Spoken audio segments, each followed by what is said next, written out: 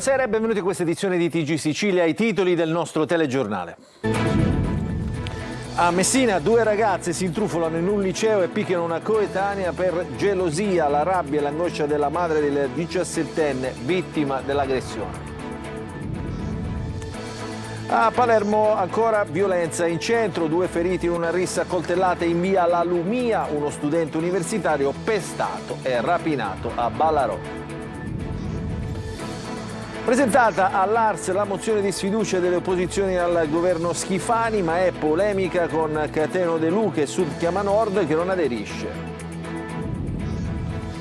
Sant'Agata commissariati tutti i circoli e le associazioni dedicate alla patrona di Catania. L'arcivescovo Renna azzera tutto per, parole sue, rivitalizzare la partecipazione dei fedeli alle celebrazioni e alla vita sociale. L'attrice ragusana Loredana Cannata, arrestata in Vaticano durante l'udienza di Papa Leone XIV, scavalca le transenne e mostra un cartello contro la corrida. A Tre Mestieri Etneo nel Catanese riapre la scuola sulla Faglia, i piccoli alunni ritornano in classe tra la paura dei genitori dopo le ultime scosse di terremoto.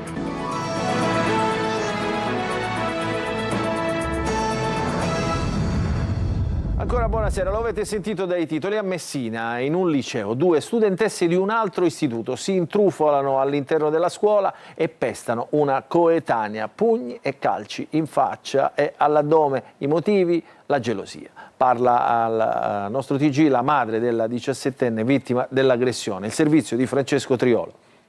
Un'aggressione pianificata in ogni minimo dettaglio, quella avvenuta ieri mattina al liceo Basile di Messina. Vittima una studentessa di 17 anni. La sua colpa, quella di frequentare un compagno di classe, sarebbe stata quindi la gelosia a scatenare la furia di una coetanea, sua ex compagna di classe sino allo scorso anno, che adesso frequenta un altro liceo cittadino, ex fidanzatina dello stesso giovane. Insieme ad un'amica si sarebbe intrufolata all'interno della scuola grazie al cancello aperto per il pulmino dei disabili. Secondo quanto ricostruito sinora, sino a questa mattina, le ragazze avrebbero sfruttato questo ingresso alla palestra da questo padiglione, ma tutto è stato ripreso. Qui vedete le telecamere di videosorveglianza. Con un escamotage, la convocazione da parte di una professoressa, la giovane è stata attirata nei bagni della palestra e lì calci e pugni in faccia e all'addome. Parla la madre Maria. Hanno iniziato in 2, diciamo, ad alzare mani, di che poi una si è fermata e l'altra ha iniziato a riprenderla. Ha fatto un video. Giustamente mia figlia a quel punto mi ha iniziato a gridare, da cui è stata sentita da altre ragazze che erano in palestra. La famiglia e la scuola hanno presentato denuncia. L'aggressione infatti era stata preceduta da minacce nei giorni scorsi. C'erano stati dei segnali che mia figlia domenica sera ha ricevuto dei messaggi a cui lei non ha dato mai risposta e in quel momento diceva a questa ragazza che le finiva male, che tu lo sai cosa sono capace io di farti, tutti insulti a mia figlia e tutto qua. Oggi è tornata in classe, comunque alla ricerca di una normalità, ma scossa, così come tutta la comunità scolastica. E ancora violenza, questa volta a Palermo, una rissa con accoltellamento in via La Lumia. A Ballarò invece uno studente universitario è stato rapinato e colpito con pugni in faccia. Servizio di Marco Gullà. Ancora violenza, ancora feriti a Palermo, questa volta è via La Lumia ad essere teatro di scontro. Prima gli insulti e gli spintoni, poi i calci e i pugni, improvvisamente salta fuori un coltello ed è almeno 2 feriti il bilancio di una rissa avvenuta di notte. Ad avere la peggio sono stati un 42enne che ha riportato un brutto taglio a un braccio e un altro uomo che però barcollante e sanguinante si è allontanato prima che arrivasse la polizia. In questo video amatoriale un uomo viene soccorso, ancora sanguinante. Secondo quanto ricostruito sinora, la situazione sarebbe degenerata in una manciata di secondi. 2 uomini avrebbero avuto un'accesa discussione in cui poco dopo sarebbero stati coinvolti gli altri. Nella colluttazione un uomo avrebbe estratto l'arma ferendo al braccio destro il 42enne, poi soccorso dai sanitari del 118 e portato a Villa Sofia, dove al termine delle prime cure i medici lo hanno dimesso con una prognosi di 15 giorni. Via Isidoro La Lumia non rientra nel perimetro delle zone rosse istituite dal prefetto. Qualcuno ha deciso, o forse un gruppo di gente, di persone, che non vogliono occuparsi di questo problema perché fa comodo che le cose restino così. perché non si mette mano a cose molto più grandi di quelle che vediamo, perché la rissa piuttosto che la scaramuccia è un problema che deriva da problemi più gravi. Inutile che pensiamo che quello che succede è la parte finale, quella è soltanto il braccio armato. La violenza è esplosa anche a Ballarò. Uno studente universitario è stato infatti ferito e rapinato da un gruppo di giovani, immobilizzato e colpito con pugni in faccia. Gli sono stati portati via il cellulare e pochi spiccioli. Un agricoltore di 62 anni è morto a Menfi, in provincia di Agrigento, dopo che il trattore sul quale stava lavorando si è ribaltato schiacciandolo. L'episodio si è verificato in un podere situato in Contrada 50, a pochi chilometri dal centro abitato. Inutili i soccorsi, sull'episodio indagano i carabinieri. Adesso a Trapani, dove si registra un'impennata preoccupante di reati da codice rosso, cioè quelli legati alla violenza sulle donne. La procura di Trapani è in affanno nella gestione di tante denunce a causa della carenza di organico. Il servizio è di Laura Spanò.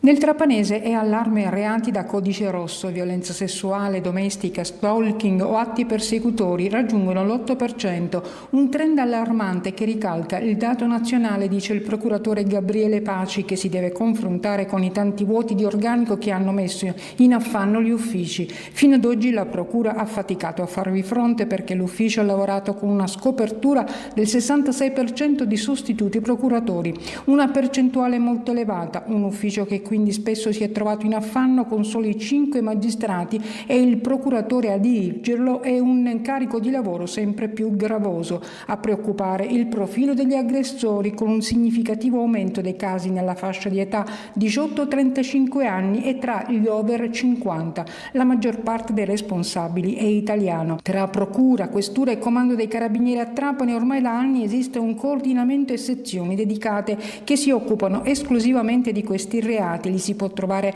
un grande aiuto grazie a persone qualificate professionalmente che sanno ascoltare e sono in grado di assicurare alla giustizia l'eventuale molestatore. Spesso chi subisce molestia è minorenne o adulta, soffre in silenzio perché ha paura di non essere capita e si vergogna, si sente sola e non difesa. L'attenzione verso le vittime resta alta con il coinvolgimento della rete di protezione e il supporto degli operatori specializzati affinché nessuna storia di violenza resti inascoltata in questa provincia.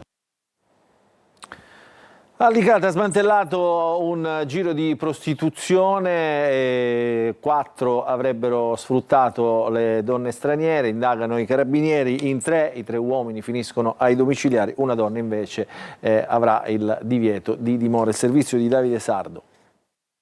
A Licata 3 uomini sono finiti ai domiciliari, avrebbero favorito e sfruttato la prostituzione di più donne extracomunitarie. In cambio soldi. Le vittime pagavano per usare 3 appartamenti, immobili già sequestrati nel blitz del 22 ottobre dal GIP di Agrigento. Coinvolta anche una donna dominicana residente a Catania. Per lei scatta il divieto di dimora in 6 comuni tra le province di Agrigento, Caltanissetta e Catania.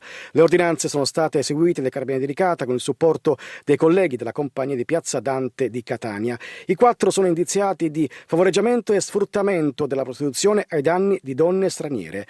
L'indagine parte nell'ottobre 2024.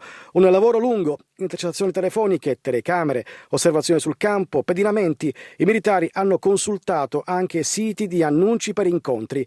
Secondo gli investigatori, le donne pagavano agli indagati 50 o 60 euro al giorno per l'uso degli appartamenti e altre somme tra 10 e 40 euro per servizi accessori, un passaggio dalla fermata dell'autobus, la spesa o le ricariche post-pay e money necessarie per pubblicare gli annunci online.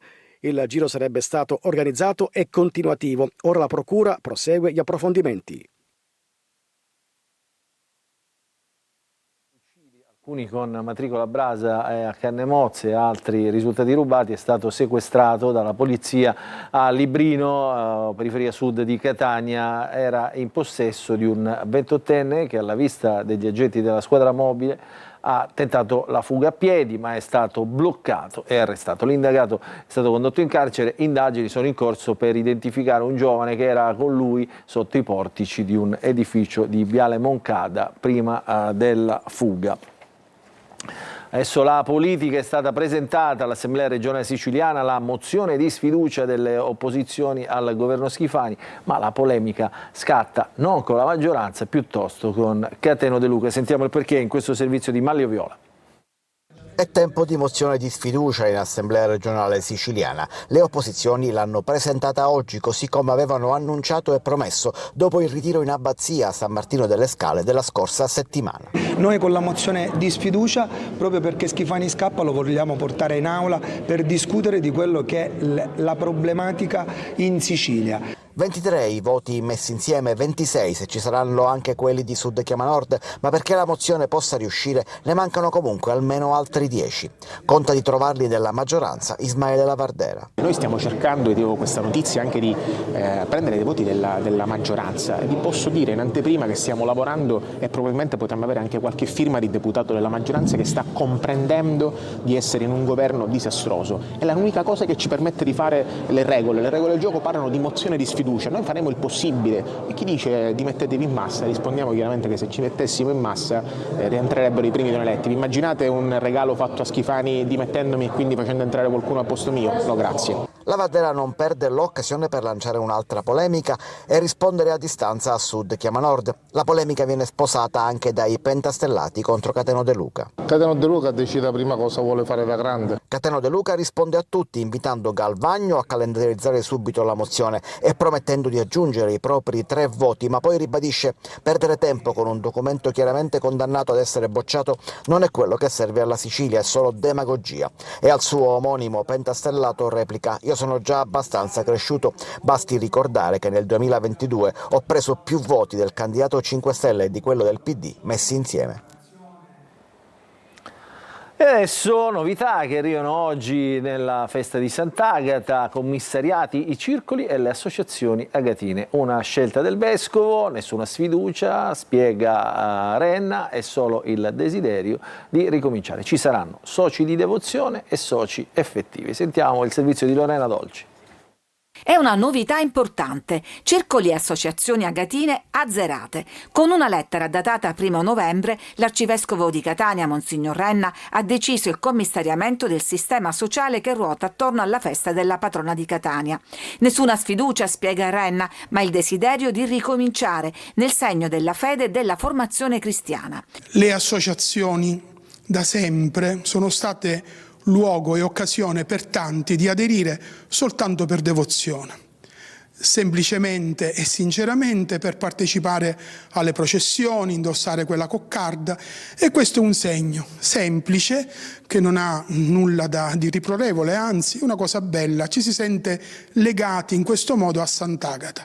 E questi sono tutti i soci. La differenza tra soci di devozione e soci effettivi è semplicemente questo: dare la possibilità che il governo di queste associazioni appartenga a quanti davvero l'associazione la vivano.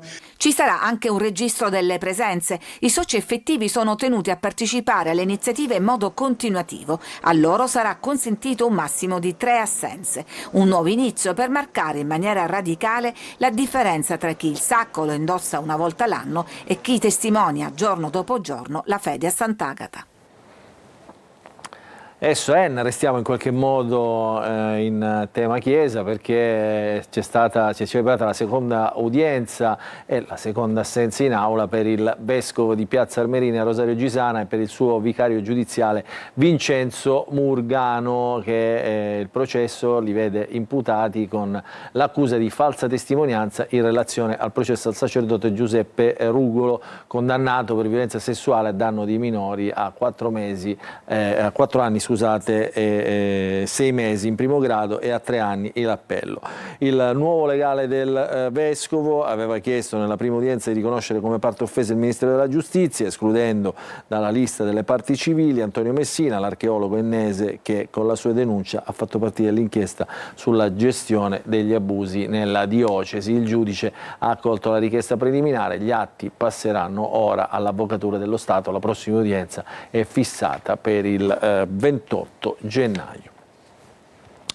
Adesso ci spostiamo in Vaticano perché c'è stata tensione questa mattina a Piazza San Pietro quando l'attrice e attivista siciliana Loredana Cannata ha scavalcato una transenna durante l'udienza di Papa Leone XIV esponendo un cartello contro la corrida. È stata subito fermata, arrestata e poi rilasciata dalla sicurezza vaticana dopo qualche ora. Veronica Barbarino.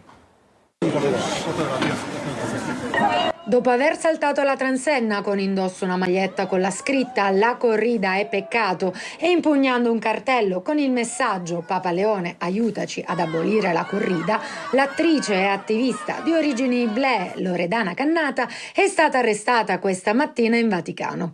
In Piazza San Pietro, durante l'udienza generale di Papa Leone XIV, ha messo in atto infatti un gesto dimostrativo a favore dei diritti per gli animali. Cannata, vegana e crudista convinta, è attivista e portavoce di molte battaglie dell'Associazione Animalista Internazionale PETA e l'azione di oggi rientra nella campagna che chiede alla Chiesa Cattolica di prendere posizione contro la corrida e di rompere ogni legame con quella che gli attivisti definiscono una tradizione violenta e crudele. Il gesto ha ovviamente attirato immediatamente l'attenzione delle guardie svizzere e del personale di sicurezza vaticano, che l'hanno raggiunta in pochi secondi, immobilizzata e portata via sotto gli occhi dei fedeli. L'attrice ha scelto uno dei palcoscenici più simbolici al mondo per la sua protesta. In Spagna e in diversi paesi dell'America Latina accade infatti che esponenti del clero vengano chiamati a benedire feste o eventi in cui gli animali subiscono maltrattamenti. La corrida è l'esempio più emblematico. Dopo qualche ora, Cannata è stata rilasciata, ha fatto sapere sul suo profilo Facebook, aggiungendo di essere stata bandita a vita dal Vaticano. Direi è il minimo. Tre Mestieri 3 invece, lezioni regolari oggi alla scuola, al circolo didattico Madre Teresa di Calcutta, noto come la scuola sulla Faglia. Si riaccende il dibattito sulla sicurezza e il capo della protezione civile regionale, l'ingegnere Cocina, dice una zona sismica è fragile ma nessun pregiudizio sull'incolumità dei ragazzi e dei docenti. Il servizio di Tonino De Mano. Lezioni regolari ma tante assenze nelle classi del circolo didattico Teresa di Calcutta, tristemente conosciuta come la scuola della Faglia. Le recenti scosse registrate a Tre Mestieri hanno riaperto il dibattito sulla decisione di realizzare il plesso scolastico in una zona ad alto rischio sismico. Le crepe sul parcheggio di via Guglielmino sono evidenti, così come i danni riportati nella piazzetta a ridosso di via Etnea. Partiamo dall'attualità, ovvero dalla scuola che alle 8 ha riaperto regolarmente i battenti. Non riteniamo che la scuola sia in pericolo. Mi sento di dire di ritornare a scuola e di far riprendere la vita normale ai bambini. Scuola sicura? Assolutamente no. Per l'ingegnere Gianfranco Caudullo, autore di un esposto in procura, fu lui il primo a tentare di bloccare la costruzione della scuola poi inaugurata nel 2010. Adesso questo terremoto di pochi giorni fa sottolinea in maniera ormai incontrovertibile che tutti i miei gridi di allarme erano motivati. Oggi mi si dice questa scuola è costata 6 milioni di euro, come facciamo? E allora determiniamo il valore della vita di un bambino. A rassicurare tutti ci pensa il direttore della Protezione Civile regionale Salvo Cocina. Non ci sono attualmente pregiudizi per la pubblica incolumità, resta da porre una forte attenzione tutto al fatto che si tratta, come tutta la Sicilia, di un'area, Sicilia orientale, un'area fortemente sismica e questa è la fattispecie, un'area più fragile dovuta appunto alla fratturazione del territorio. Dietro il cancello a fare lezione ci sono loro, gli alunni della Teresa di Calcutta che lunedì poco dopo le 13 sono scappati in fretta e furia per una evacuazione che non era una prova. Tutto era vero, a testimoniarlo le fratture nel piazzale e la paura di genitori e nonni. E domani sarà una giornata complicata per la viabilità a Catania in via Santa Sofia perché in mattinata all'interno della cittadella universitaria si svolgeranno i test per accedere ai corsi di laurea in medicina e chirurgia. Migliaia i partecipanti, il servizio di Desiree Ferlito. Saranno oltre 2.000 gli aspiranti medici che si cimenteranno domattina alla cittadella universitaria di via Santa Sofia a Catania nelle prove per l'accesso ai corsi di laurea magistrale in medicina e chirurgia.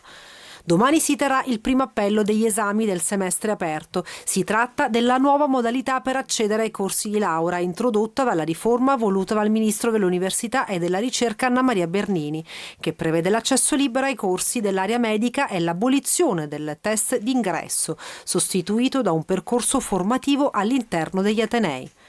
Proprio per il grande afflusso di partecipanti si preannuncia una giornata complicata dal punto di vista della viabilità. Ne ha parlato il sindaco trentino a Sicilia 24 Focus. Un importante afflusso di studenti perché parteciperanno, il nostro in bocca al lupo a tutti loro, al test di medicina. Quindi solo alla torre biologica andranno 2000 ragazzi, molti altri alla cittadella, questo determinerà una congestione. Il comando della polizia locale ha disposto un rafforzamento dei servizi di viabilità e di presidio lungo l'arteria stradale dove sono attivi il pronto soccorso e i diversi plessi ospedalieri del Policlinico Universitario. Evitate di prendere via Santa Sofia come strada di collegamento fra il nord e la città, almeno per domani, perché a noi interessa che non vi siano inconvenienti per il flusso di traffico delle ambulanze. Delle pattuglie regoleranno il traffico nelle arterie interessate, ma non basterà, lo sappiamo già, ad evitare il caos.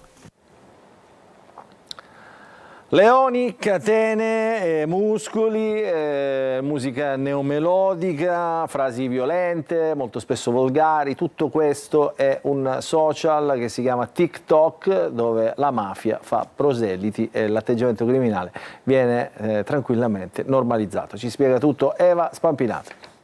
A Catania non siamo tutte così, giuro, tutti pare che dicono la stessa cosa. Appena senti parare ci ne esce un fango la ucca, perché ci sono femmine che appena rapo una ucca ci ne esce un fango e che stai tutta parafogna. Per dirla alla Benigni, buongiorno principessa. Eppure, quello che avete appena sentito è uno dei tanti video che compare appena si entra su TikTok. La piattaforma spinge i video che hanno più visualizzazioni, più commenti e il gusto del trash porta gli utenti a rimanere incollati su questo tipo di contenuti. Questo è il linguaggio medio che si può sentire su TikTok, il social che era nato come un contenitore di creatività, ma che nel tempo si è trasformato in un contenitore di volgarità, dove non ci sono limiti alla violenza, anche verbale, che diventa spettacolo, intrattenimento, fino a sconfinare all'esaltazione dell'estetica pop del crimine. E così mostrare orgogliosamente il marito che entra in carcere da leone con i suoi piedi è ormai la normalità. Lo dimostra il flusso incessante di video che arrivano da dentro il carcere e da fuori il carcere. Ecco che l'atteggiamento criminale viene normalizzato, diventa moda e la mafia fa proseliti. Sempre scorrendo TikTok ci sono mogli di detenuti che dispensano consigli, donne a cui viene tolto il braccialetto elettronico, giovani eredi che ostentano marchi di lusso, messaggi di solidarietà in attesa della libertà, anzi della presta libertà, la si augura così. Un mix di dolore, frasi violente, musica neomelodica, spettacolo, carcere e ricchezza che fa della criminalità un genere di intrattenimento per lo spettatore.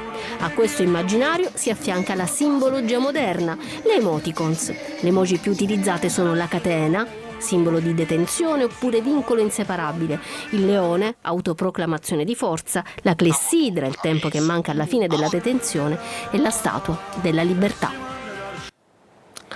Adesso ci fermiamo per una piccola pausa e ritorneremo subito dopo con il calcio.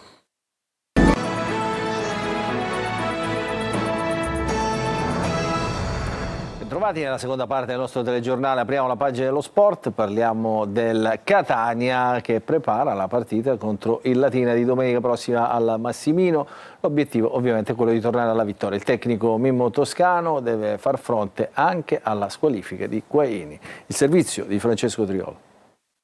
Ad inizio campionato è stato l'attacco, il reparto sotto osservazione. Adesso invece l'attenzione di Mimmo Toscano è rivolta soprattutto su centrocampo e difesa. Sono questi al momento i reparti per i quali il tecnico dovrà fare più fatica per operare la scelta giusta. considerato le assenze anche in vista della partita di domenica al Massimino contro il Latina. Non certo che le alternative non manchino, anzi è per questo motivo anche stamattina durante l'allenamento il tecnico rossazzurro ha provato diverse soluzioni. La squalifica di Quaini fa il paio con le diffide di Di Tacchio e di Gennaro che impongono una valutazione nella gestione delle risorse, anche perché con Gherardi che ancora deve scontare 2 giornate di squalifica è necessario non farsi trovare in emergenza. A proposito di Gherardi, il club ha tempo sino a venerdì per valutare la possibilità di fare ricorso per uno sconto della squalifica di 4 giornate. Si stanno valutando tutti gli aspetti, ma al momento bisogna considerare che Gherardi contro il Latina intanto non ci sarà. C'è Raimo in fase di convalescenza, ma parlare oggi di un suo possibile recupero in vista della partita di domenica è quantomeno prematuro. Si lavora quindi giorno per giorno, puntando anche sulla motivazione di volersi riprendere il primo posto e farlo nel più breve tempo possibile, ritornando alla vittoria, magari già dalla gara contro il Latina. Adesso ci fermiamo, un'altra piccola pausa.